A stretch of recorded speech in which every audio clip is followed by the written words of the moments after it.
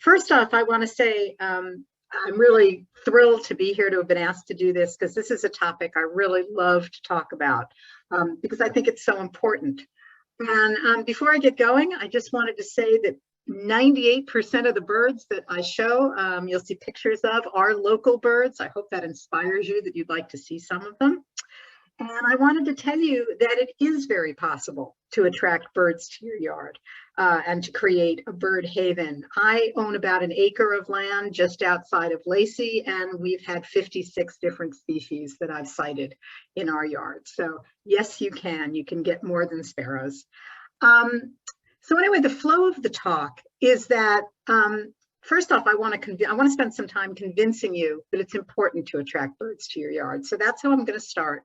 And then I'm going to be very, very practical and give you lots of very specific advice on how to do it. And I know that since you're all gardeners, that what you really most want to hear about is, well, what plants should I plant? And so I don't want you to think that I'm not going to talk about that, but I've saved the best for last for you guys. So that's going to be the end of the talk. What plants should I be planting to do this? So anyway, that's the flow of the talk. And with that, I will get going. Oh, let's see. It always takes a minute to get this right. Come on, there we go. All right. First off, nearly 2/3 of our birds are at risk of extinction this century, actually by 2080. And that doesn't have to happen. And that's not just a prediction in the future. I mean, because you may say, well, maybe they're wrong about that, and maybe we're off a little bit. But we already have 1/3 fewer birds in the United States in terms of the individuals, not the number of species, than there were in the 1970s. So in 50 years, we've already lost billions and billions of birds. Birds are in trouble. There's just no way around that fact. And there are lots of causes of that. Some of it has to do with climate change. Some of it has to do with habitat loss. Every time you fill in a wetland. Some of it has to do with the fact that because of pesticides and habitat loss, there are fewer insects now than there used to be. And let me say, I'll say this later, but let me say it now. Most land birds eat insects, at least in the spring. Even if they come to your seed feeders, they're also eating insects. And so if insects aren't around, they just don't do as well. Less relevant to yard birds, but important overall, is there's been a decline in the number of forage fish, which birds either eat directly or they eat fish that eat forage fish, and those then decline. And lastly, cats, and I'm going to come back to cats. Cats kill billions of birds every year. And I say that as a cat owner. Just because it's so topical, I just wanted to just in 1 second run through why climate change matters for birds, because that's a topic so near and dear to my heart. First thing is it messes up the timing of their migration. Normally what birds do is they time their migration to arrive at their breeding grounds when insect populations are at their peak. They're off time now, so there's less food for them. In general, the plants and insects they need are scarcer or even gone. Habitat keeps changing. So for example, wetlands become more brackish with sea level rise, and that changes the plants that are there. You can relate to this because of last summer droughts and heat stress, we lost tens of thousands of birds in this region last summer during the big heat wave. Increased number of forest fires destroys habitat, of course. The oceans are more acidic, so there are fewer shellfish and again, forage fish for birds to eat. And there are increasing numbers of invasive plants and insects that like how the climate is changing, but our local birds are adapted to eat local plants and insects. So that's why birds are in trouble. Now, why should you care? Why do birds matter? The simple answer is that plants and other animals need them. Plants need them because birds are important pollinators. There are over 7,000 species of plants around the world that are pollinated either exclusively or mostly by birds, including some plants that are very important to people like bananas and nutmeg and mangoes. This is not so important locally. We really only use hummingbirds for a lot of a lot of pollination here, but some of our most beloved plants like flowering currants and honeysuckle and Sitka columbine and salmonberry and huckleberry are all pollinated by birds. So Pacific bleeding heart, I mean, there's just so many of them. So we need them to pollinate. More important in this area, we need them to disperse seeds. 85% of our native wetland plants rely on birds to disperse seeds. And birds are the best seed dispersers that there are because they're so mobile. So if a cedar waxwing eats a berry and then poops out the seeds, it might be 80 miles away by the time it does that. There's no other animal that can travel that far. In fact, this is so important to plants, including a lot of local plants, that they've evolved seeds that only germinate if a bird has eaten them first, because they've got a very, very, very tough husk on the outside of the seed that if it isn't eaten away by digestive juices, the seed can't disperse. So not to be anthropomorphic, but the plants want the birds to eat the seeds. I mean, they're designed for this to happen. And there are, again, so many species here that do that. Globally, the single most important thing that birds do for plants is that they eat plant predators. And lots of research shows that having a healthy bird population can reduce infestations significantly and increase yields of flowers, of fruits, of berries, because even though the birds may take a little bit, they don't take nearly as much as the insects do. And as I said before, even birds that you think of as seed eaters in the spring are heavily eating insects because that's what they feed to their young. Given that I've only got 35 minutes, I don't think I'm going to talk about now's war against the sparrows, though it's kind of an interesting story. It's one of the things that led to the Great Famine in the 1960s, where 30 million people died in China. So, sorry, don't have time to talk about that, I decided. They not only help plants, but birds also help animals because they and their eggs are food for other animals. We need them for that reason. And then last but not least, birds are just beautiful. Yes, that's a northern flicker. That's a bird that you can very readily attract to your yard. And that's quite a sight first thing in the morning. Okay. And we live in a very birdy area. Now, nobody gets everything.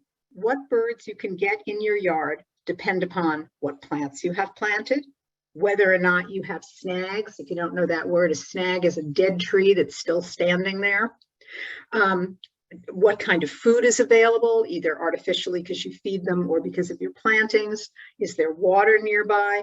And in general, what's the nearby habitat? If you're in the middle of farm country and you're surrounded by fields, you're going to get different birds than if you back onto the woods. So nobody gets everything, but there's plenty to go around. Well, with that as an introduction, let me talk about how to make your yard a bird haven.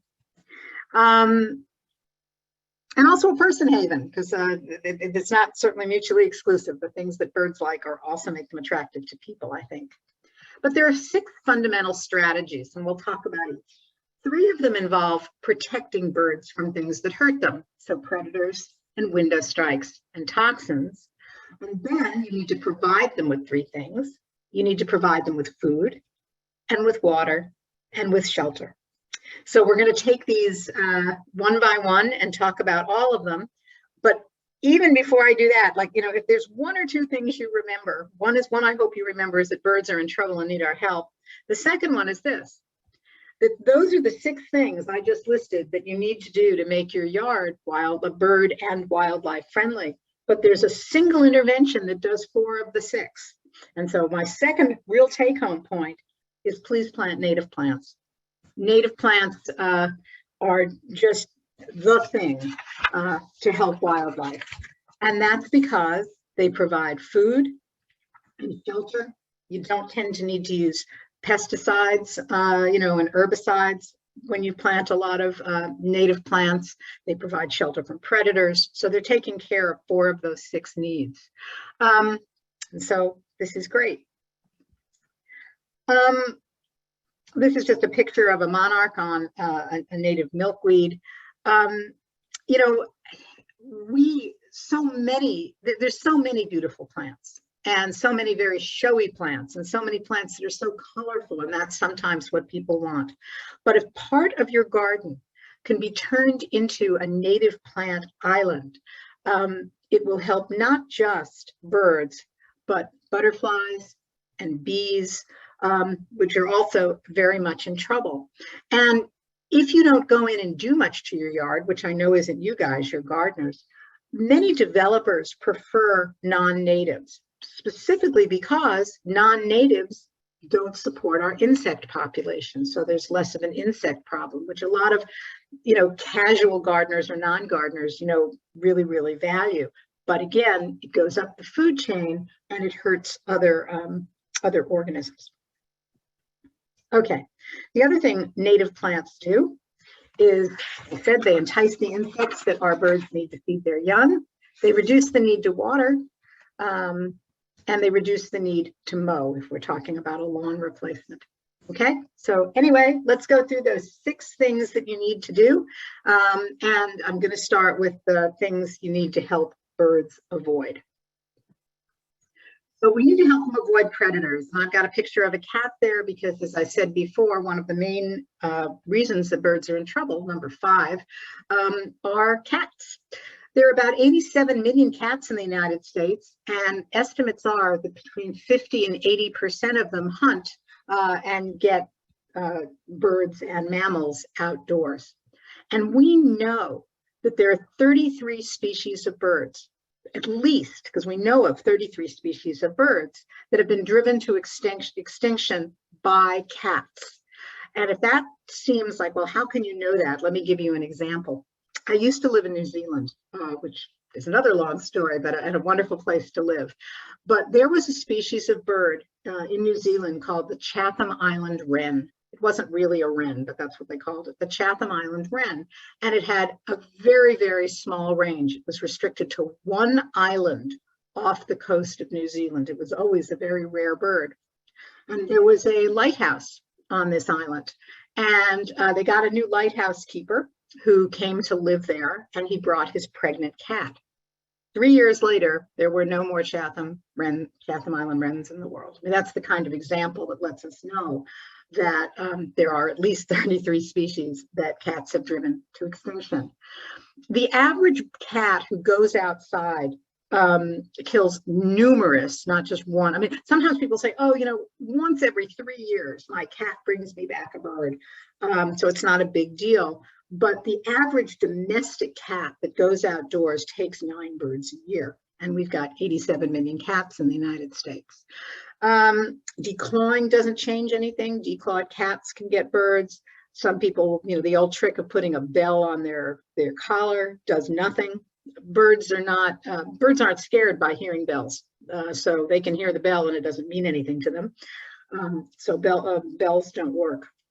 Anyway, estimates are, this is from the Smithsonian, that between 1.5 and 4 billion birds a year are killed by cats in the United States. And they take even more mammals, though most of us don't care so much if they take mice or they take voles, but still 15 billion mammals. Now, a lot of this is by feral rather than owned cats, but even so. The birds that are most vulnerable are those that are ground nesters. There are a fair number of those around here. Those that are ground feeding, we have huge numbers of birds that feed on the ground here, and young birds who are just clumsier and not as savvy as their parents. So keeping your cat indoors is the first thing you need to do, or should think about doing, if you want to attract birds to your yard safely. So again, keeping them indoors. Some people say that they can't keep their cat indoors, and we can talk about that, but especially if you get a new kitten who's not used to going outside, they'll contentedly stay indoors. It's harder once a cat goes outdoors, sometimes they're now not happy.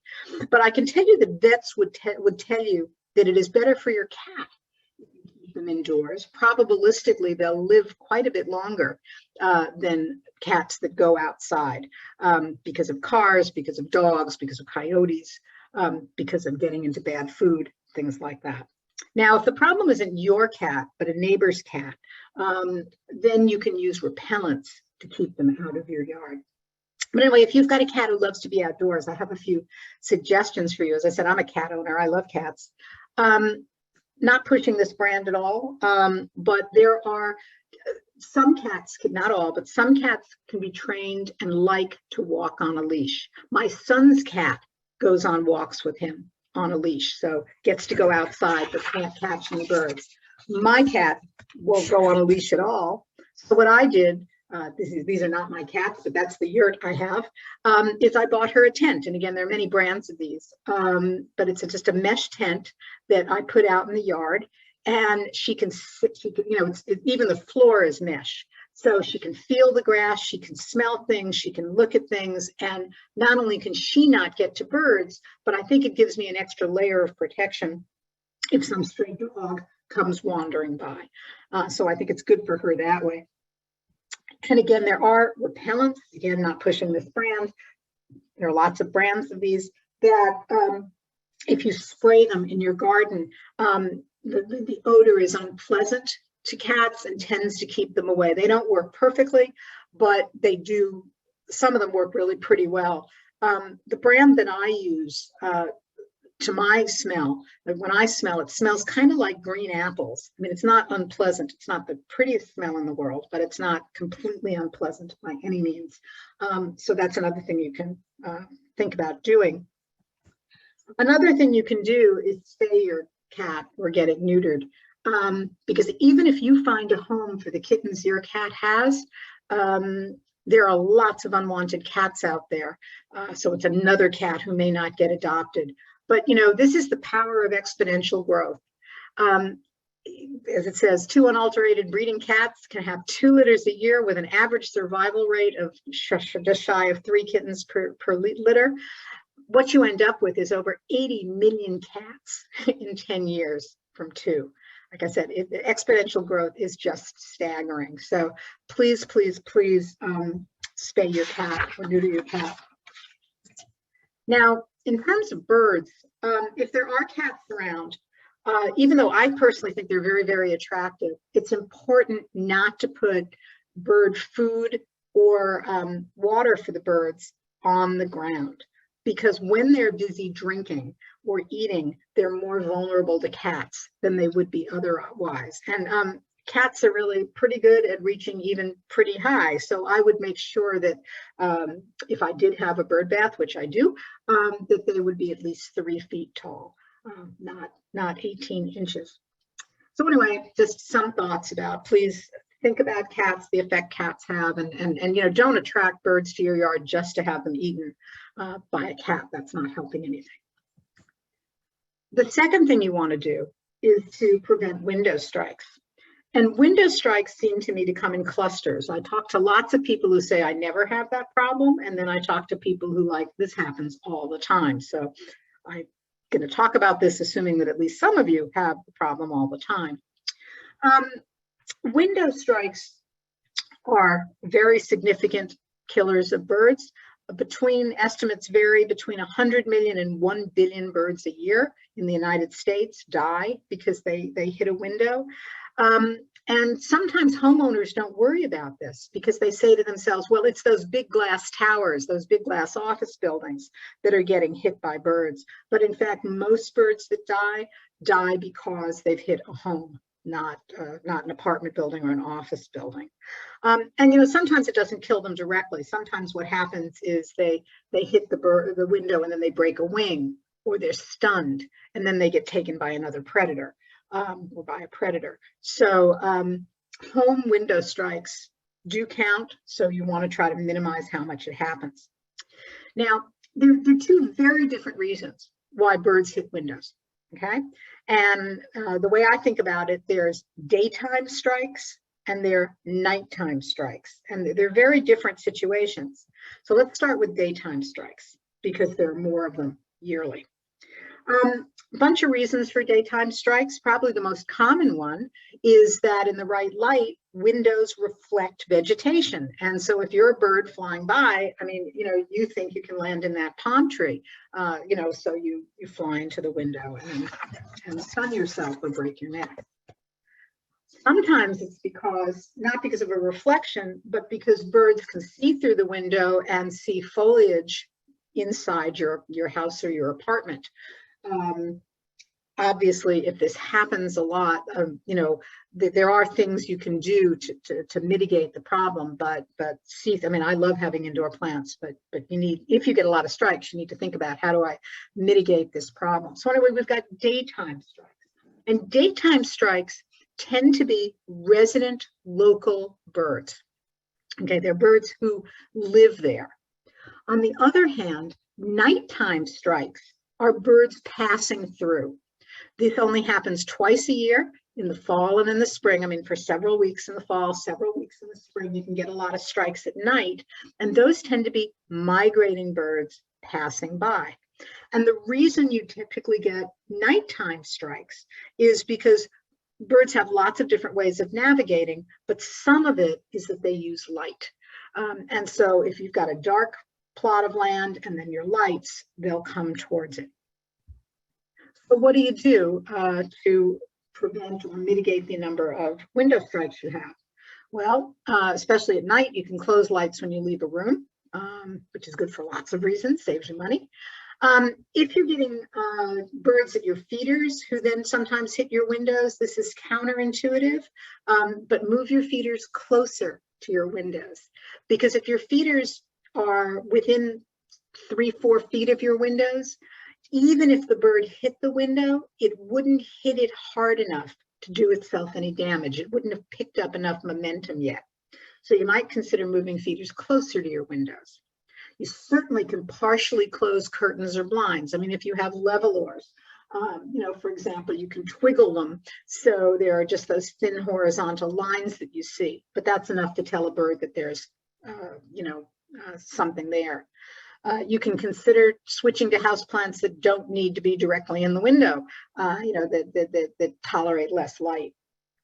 Instead of having outdoor lights on all the time, use motion detectors so that you're not constantly beaming light at night, and point any outside lights downward rather than upwards. That gives you more light, doesn't waste light, and doesn't attract birds nearly as much.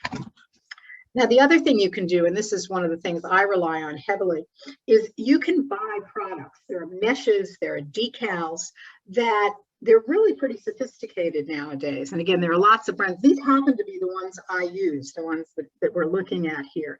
But the best ones like these are painted with an ultraviolet reflecting paint. So the image on the left is what you would see. I can't say it's totally invisible, but it's not much. I mean, it's a little grayer than the rest of the window, whereas what birds see is a bright object, and they will avoid the window that those are on. Now, the bad news is you can't just put one decal up on an average sized window. They have to be every couple of feet, every 2 to 3 feet. So you may need several of them per window, but that's a really good thing to do. The third thing I said that you needed to help birds avoid is you need to help them avoid being poisoned. Not as important as the ones we've talked about before, but about 70 million birds a year are killed because they eat poisons. And those poisons are primarily pesticides and herbicides. And the way they get these poisons into their system is, let's say you spray your rose bush with something, is when they land on the rose bush, they directly can absorb the poison through their feet. Or if they, for example, you've sprayed it on a rhodie and they then land inside the rhodie, their feathers brush against the leaves, and then when they preen themselves, they lick their feathers, they get the poison that way. They get the poison because if you've sprayed your rose bushes, it may get into the food and their food and water. Either overspray, especially if there's a wind, or just dripping down, whatever. And lastly, it's bad for them because if you're putting out a pesticide, you're doing it to kill bugs. And again, birds need bugs to eat. So there's a balance between your need to protect your plants that way and birds' needs. So what do we do about this? And there is no one right answer. But one thing I would, well, what I'm showing here is mostly it's pesticides and herbicides. It's also to a certain degree fungicides, rat poison. I mean, anything that kills animals or bugs can most likely be bad for birds. What do? Well, rather than using an all-purpose kills everything pesticide, use a targeted specific one. You're going to not then kill beneficial insects, and you're going to leave some insects that aren't bothering you or helping you, like bees, for the birds to eat. You can plant plants that either repel insects or attract predatory insects, and there are lots of them. And lots of them are native plants around here. I mean, alders and dogwoods and hawthorns and elderberries. Or there's some that aren't native that do and are smaller, like marigolds and parsley and dill and rosemary. If you plant them around your plants, the scent tends to keep insects away.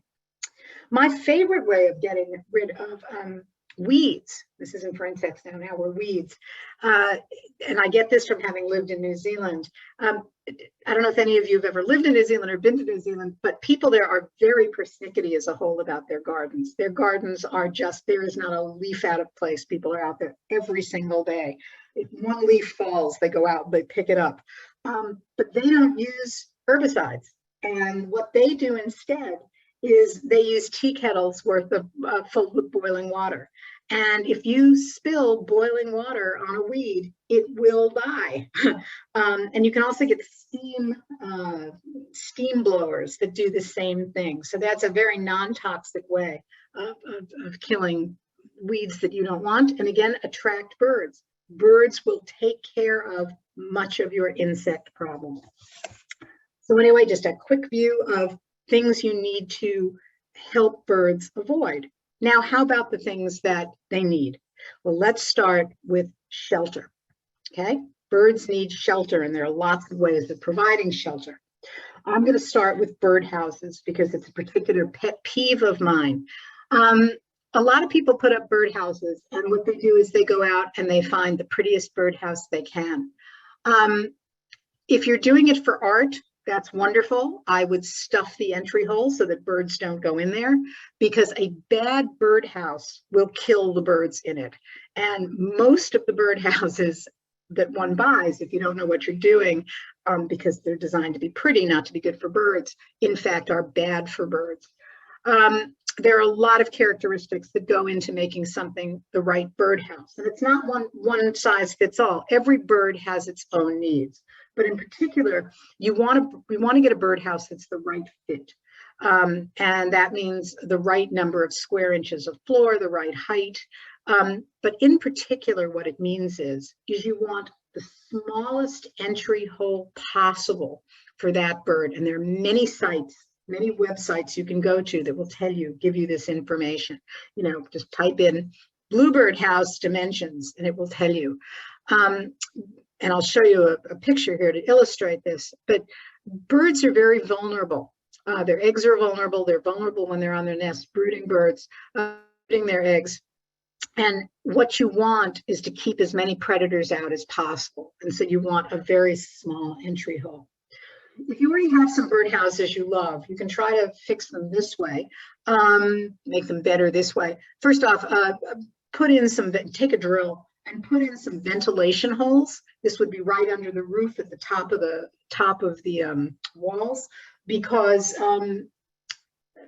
it gets very hot in there in the summer. Oh, and only put them up in the shade. Never, never, never put them in the sun, because it gets very hot and stuffy in there. So ventilation holes help. Similarly, poke a few holes in the floor, because the birds are pooping in there when the eggs open, when the babies hatch. There's a lot of liquid that breeds bacteria if it just sits in there and the birds get sick. So a few drainage holes in the floor are a good thing. The best birdhouses have an entry tunnel. And absolutely don't put a perch on. This is all the same reason it's an anti-predator thing. All you do when you have a perch, and most people when they think of birdhouses think they have are supposed to have a little perch under the opening, is make it easier for predators to get in. So cut off your perch if you have one. The birds don't need them. An entry tunnel is a good thing, and you can add this to a birdhouse, just a dowel that's, just a tube, again, that's very narrow so the bird can fit through, but a predator can't. Smooth your entryway with sandpaper so that the birds don't snag their feathers. If you're buying a new one, get a wood one. It breathes, it doesn't get as hot, things like that. You don't want paint on the interior, it'll poison them. For cleaning's sake, and it's good to clean them at the end of every season to get all the gunk out of there. A hinged roof helps. And again, well positioned. Well positioned means different things for different birds. Always means in the shade. But some birds like to be at very specific heights above the ground. They'll only attract a bird if they're in the right height. Some like to be facing a certain direction, like into the wind or not into the wind. So again, lots and lots of sites about that will tell you. There's my picture of a predator in a birdhouse. I always take more time than I think I'm going to take, so I'm going to hustle a little bit so I can get to plants. Another way to provide shelter is to leave snags up. I've got 3 snags in my yard. Snags are wonderful. Insects love them. They attract insects, so the birds have food. They're easy to build nests in. They're widely used. Lots of birds will share the same one. So if you've got a snag, don't just chop it down.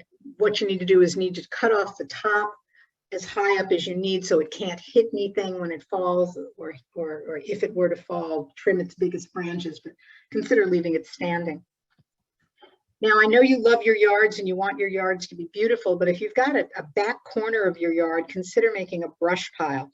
And this is particularly important if you don't have bushes, because they really can take the place of bushes, but they provide shelter, they provide food because they attract insects, they tend to collect water, and I could just list 50 birds that use brush piles. So an unused corner of the backyard, build a brush pile.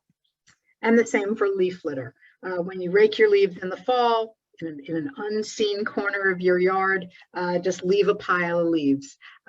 Very, very good for lots of different birds, like yellowthroats and towhee and quail.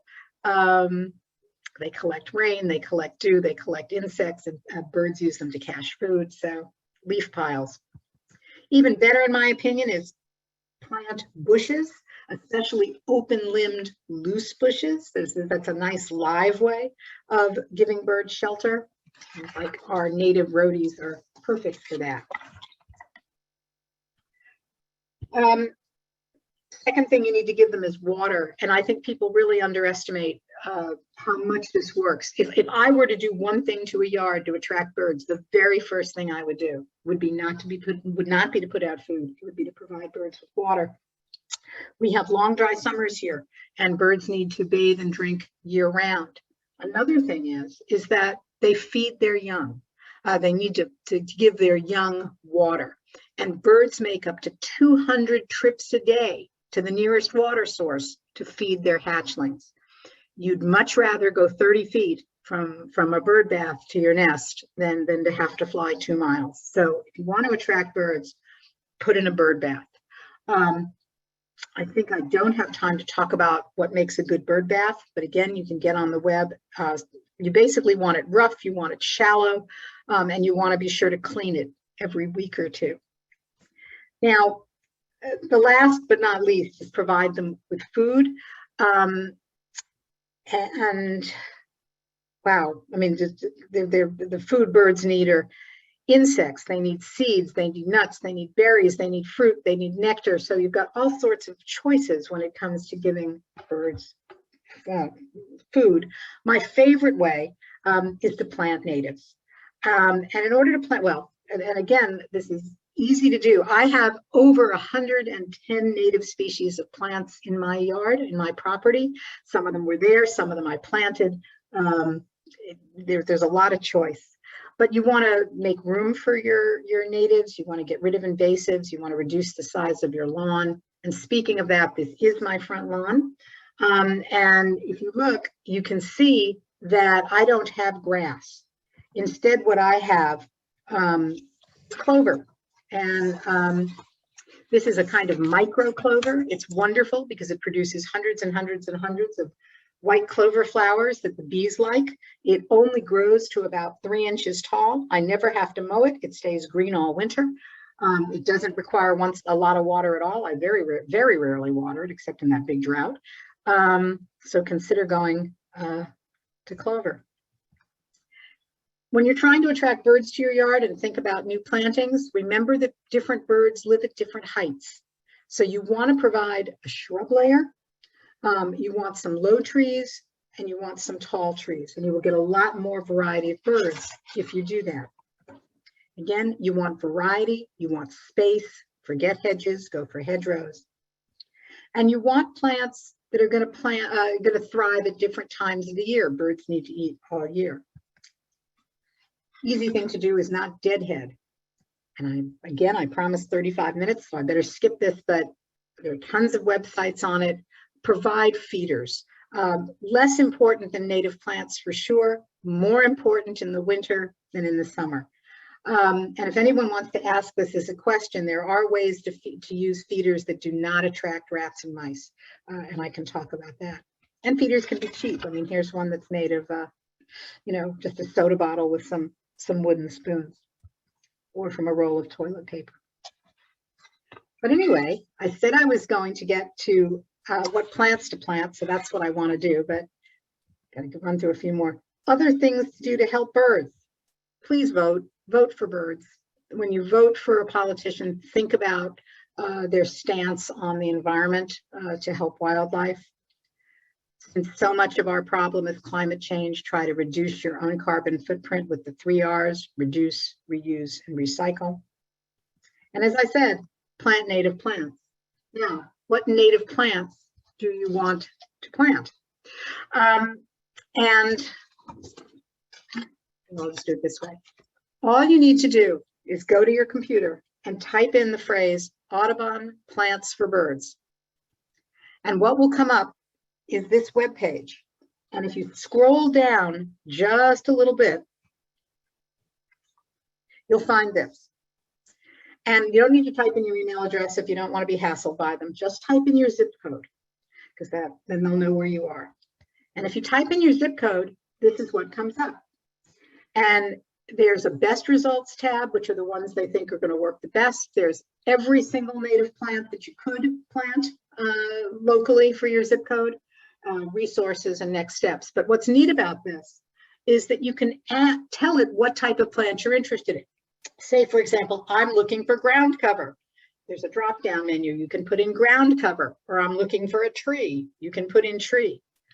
Maybe you don't care about what kind of plant. What you care about is that you really want berries. I just want something that's producing berries. You can type in, or drop-down menu, plant resources, or you can tell it what kind of bird you want to attract. So in this case, I've got cardinals and grosbeaks.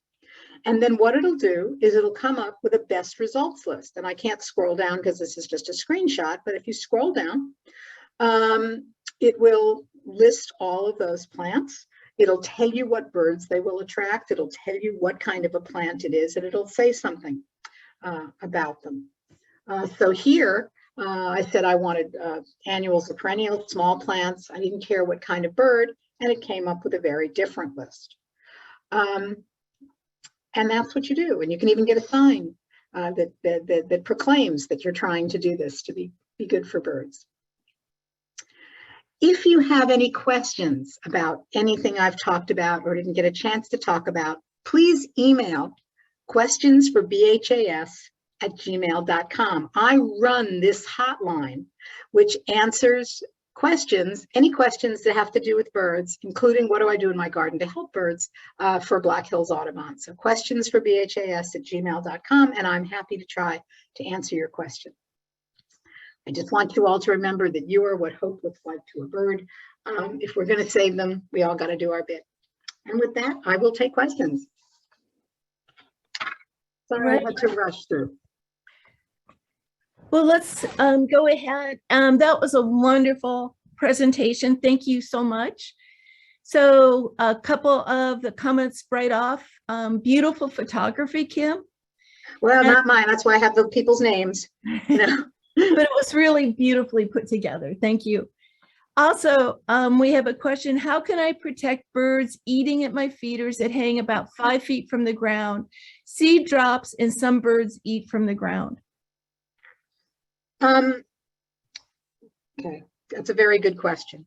There are birds that only eat from the ground, and that's where they're going to be. I would try, well, one thing I would do is I would feed the birds early in the morning, feed early in the morning so that they're doing this during daylight hours. There's more predation at dusk and dawn at night. So, you know, if the food is being dropped, if you only put in enough food that the birds are going to eat in a couple of hours, and you do it in the morning, most of that food will be gone. You know, anything they drop will be gone by night. That's one thing you can do. A second thing you can do is to use, again, cat repellents, which birds don't care about at all. And so that'll keep most of the cats away. That's probably the best thing you can do for ground feeding birds. Thank you. Our next question. What about a bird who sees its reflection in a window and continually attacks itself? Aha. Well, yes, there are birds that do that. There's some very territorial birds, especially during breeding season, that do that. Again, what I would probably do would be to try to break up its image by either using some sort of mesh or putting my level oars down and twiggling them. So I get light, but there are little lines that the bird can see. Sometimes, you know, there are going to be sometimes you can't do much about it. There are some birds that individual birds that will do that, and you're kind of stuck. You might try to plant something to create some shade on that window so that you know, if you're not getting that reflected light. That is actually a very tough question. If you don't have level oars or you don't have sheer curtains, again, I would definitely try putting up some decals and see if that works, but you will not necessarily be 100% successful with that. That was a good question. Yeah, I've had that happen before too. A robin just was so intense. All right, our next question is how to have a bird feeder that doesn't attract rats. Oh, thank you, because that's usually on people's minds, and more so. There's a bunch of things you can do. The main thing you want to do to avoid rats is make sure rats can't get to the food. And there are lots of ways of doing that. Many bird feeders either come with, or you can attach a tray that hangs under them. And so if there's spillage, or when there's spillage, it spills onto the tray, not to the ground. And by the way, there are a number of birds that are usually ground feeders that'll come up to that tray, but the rats can't get to it. That's one thing you can do. A second thing you can do is what I said before, is feed just enough for a few hours in the morning so that the food isn't there overnight. Rats are far more active at night than they are during the day, so you're not feeding them that way. Third thing you can do is limit the kind of food that you're putting out. So for example, the suet you're going to talk about generally does not attract rats because it doesn't end up getting on the ground. You can make peanut butter. I showed a picture of a toilet paper roll covered with peanut butter that was rolled in seeds. Those don't fall to the ground. So there's that as an issue. Use a metal pole. Metal poles are very hard for rats to climb up as opposed to wooden posts, so they can't climb up and get to the food that way. And there are also baffles, which look like the collars that dogs wear when you don't want them to bite themselves, upside down, so that rats and other animals can't climb up the pole and get to the food. But you can this is something that is solvable, and you can really. I had that problem, so I know. If you do those things, and at the very worst, go to hummingbird feeders. Rats aren't interested in those at all. You can take care of any rat problem. All right. Well, thank you, Kim. That was our last question. So Okay. we really appreciate you coming from Black Hills Audubon and sharing all your information about birds. We really enjoyed your presentation. Thank you so much.